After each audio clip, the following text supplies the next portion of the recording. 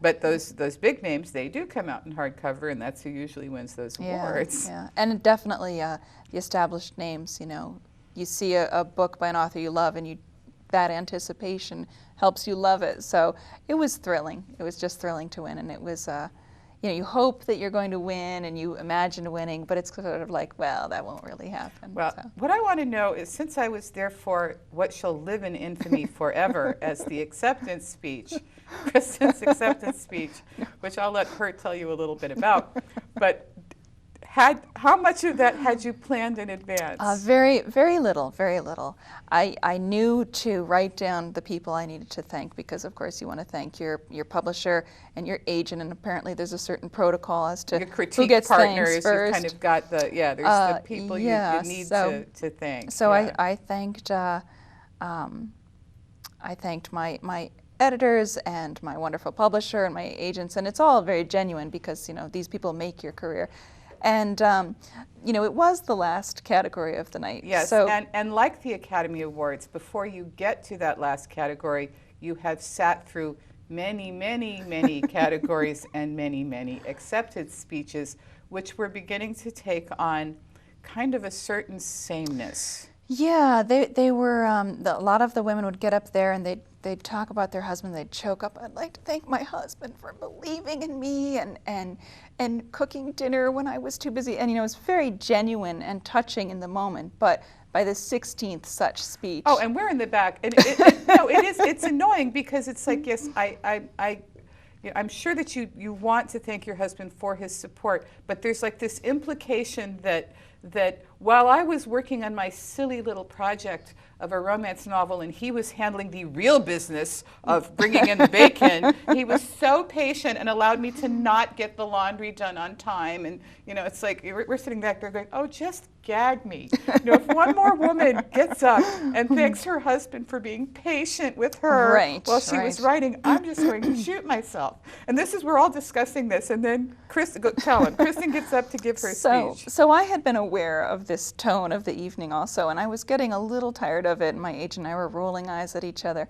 And so I got up and I said, I'd like to thank my husband for, and I sort of paused, and I thought the words before I said them, or that's what I thought happened. Turns out I actually said, for great sex, which was, turns out, a great thing to say in a room full of romance writers. The people who had been trying to keep awake for hours at this point, and the room went crazy when she said this. There were hoots, there were whistles. It was great. It was really great, and I enjoyed very that. Often my face got very red and hot. But if you can't thank your husband for great sex in a room full of romance writers, then where can you, right? Exactly. And my husband thinks that speech is the best thing ever. So he thinks he has a certain level of fame. Absolutely. He does. IWA. Now, he really wants to come to the conference next because year. your books are doing so very well and going into reprints and everything. So yes, if he does come to the conference next year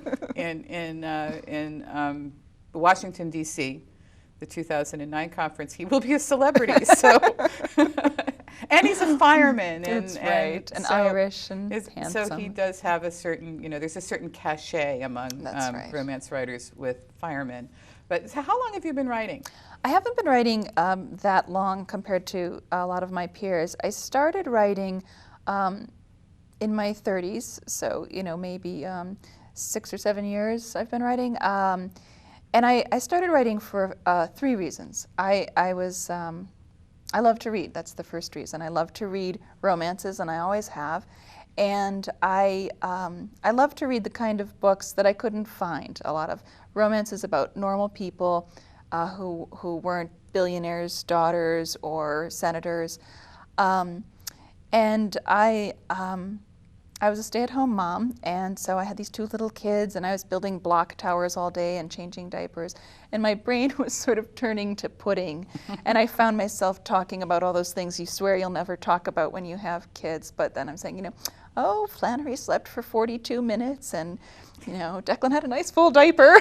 Oh, and I thought, I really need to do something else here. Do something here. And then I wrote also because I was a copywriter before I had my kids, and I didn't want to go back to work. I loved my old job and everything, but I thought I'd really like to stay home. So I'll write a book. I'll write the kind of book that I enjoy, and it'll give me something to talk about and think about, and I'll be able to stay home. Well, they are very much. These books are all set in New York also. Yeah, the Northeast. But in the Northeast, yeah. they're all set in the Northeast, and this latest one actually is in Connecticut. Yes. Finally, we're actually in Connecticut, but they are very much small town life.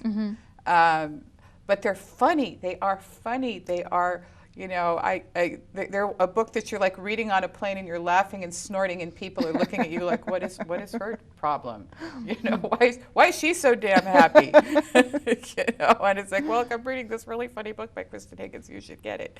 But I really like them, and I love the heroes.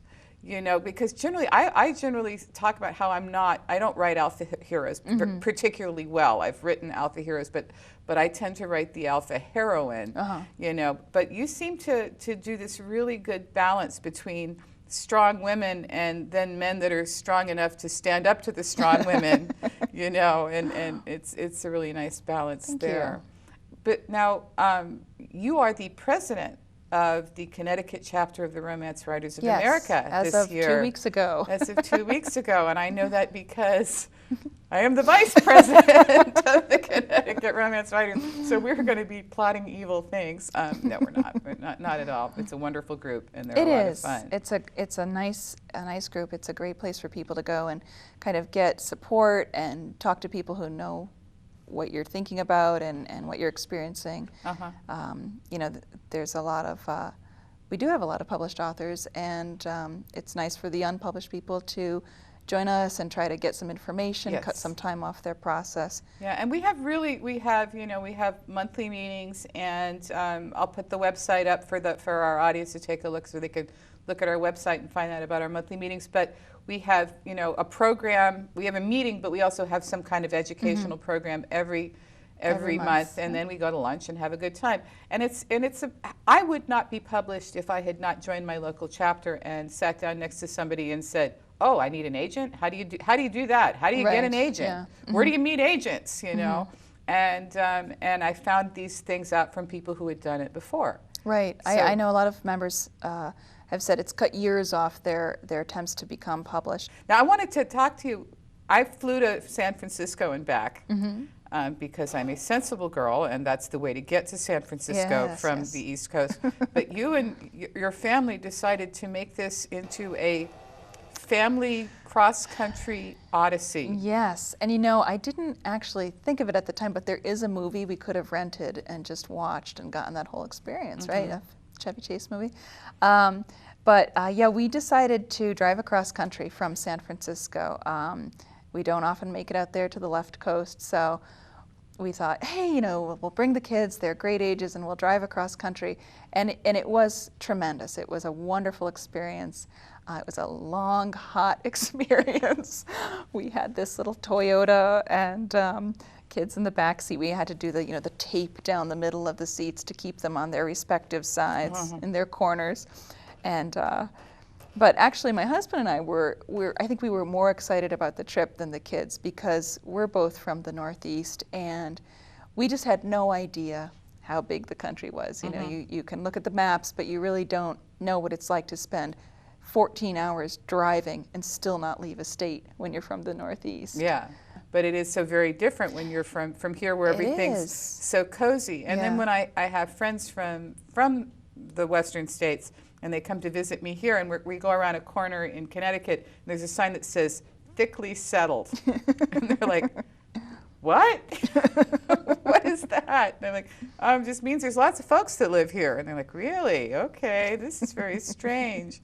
And also then going from here there, the concept that you could be in land that isn't in any city limits. Yes, yeah. says, well, this is county land. And they're like, what, county land? You Yeah. have land that is not actually inside a town? I said, yep, all over the place. We don't have that Yeah. where we are here, you know, so that was very different. Yeah, we noticed But driving your across. your books are all set in the Northeast. Did you Yes. get any inspiration to take any characters west? I love small towns. I live in one. I grew up in one, and I did find so many beautiful towns that we just fell in love with. Murdo, South Dakota, this tiny little town, population 300, with a great biker bar and excellent hamburgers. Marysville, Kansas was gorgeous. But I think that